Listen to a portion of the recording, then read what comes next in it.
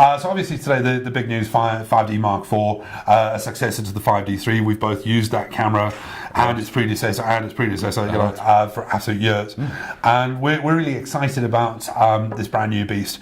An incredible upgrade. We listened to a lot of photographers. We asked them what do they want upgrading, and it was more than just the basic spec. Obviously, basic spec, 30 million pixels, 7 frames a second. The autofocus system from the 1DX2, your favorite piece of equipment. Love that beast. And also things like the dynamic range that we had on the 1DX2 that we put into 80D, being able to lift shadow areas.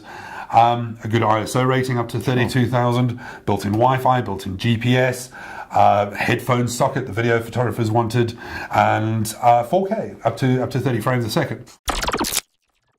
And I think this is absolutely spot on the money. Increased ISO performance, speed, sharpness adjustment. It's an exciting camera. It's a really exciting camera. Yeah. Well, we'll be interested to see what the end result of that dual pixel RAW technology is.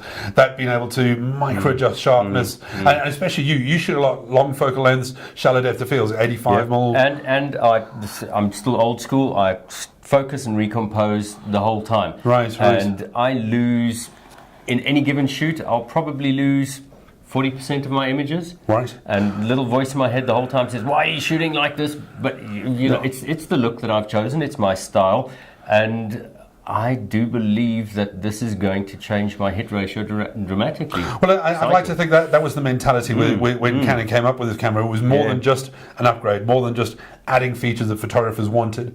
We want to increase your hit ratio. And I'm glad you said that, because it's my mindset from every single upgrade that we've done. It's never so much the camera. The camera is just a tool, but we just want to make it easier for you, the photographer, you, the creative, you, the visionary, and to get more images in the back. It's definitely doing that look. So let me just give you a quick rundown to confirm, obviously, the rumors that you might have heard. It is a brand new 30 million pixel sensor. It'll shoot 7 frames a second.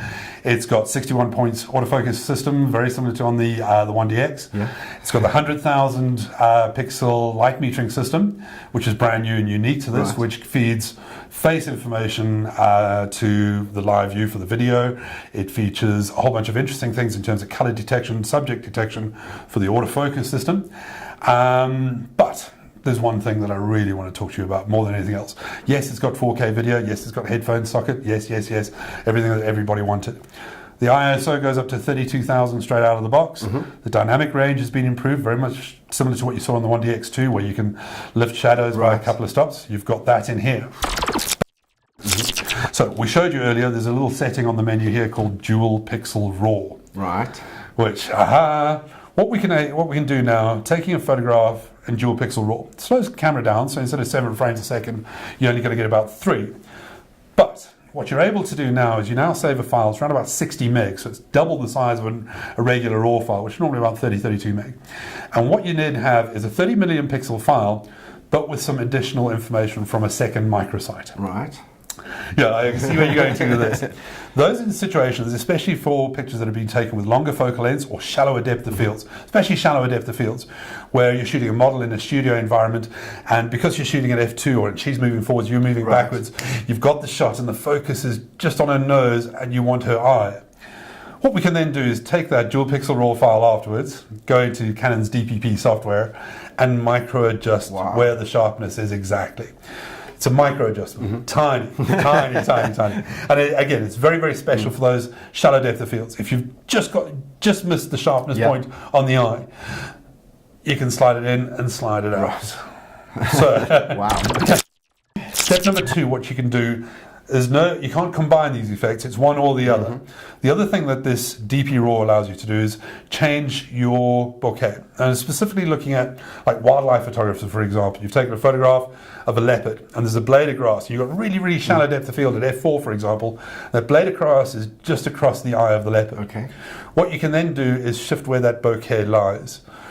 So you can move that blade of grass so it's no longer across the eye of the leopard. And again, you've got the bride with some trees and some leaves, etc. You've got the perfect shot, perfect pose, but there's now a leaf that's just out of focus, but it's just distracting. Just move it out the way a little bit. Good grief. I don't even know how you would begin to work that out. Yeah, so it's subtle, and please bear in mind it's micro adjustments. So we're very, very, very careful in what we're saying. It's not a focus change, not a focus readjust. It's just moving sharpness, just moving the bokeh.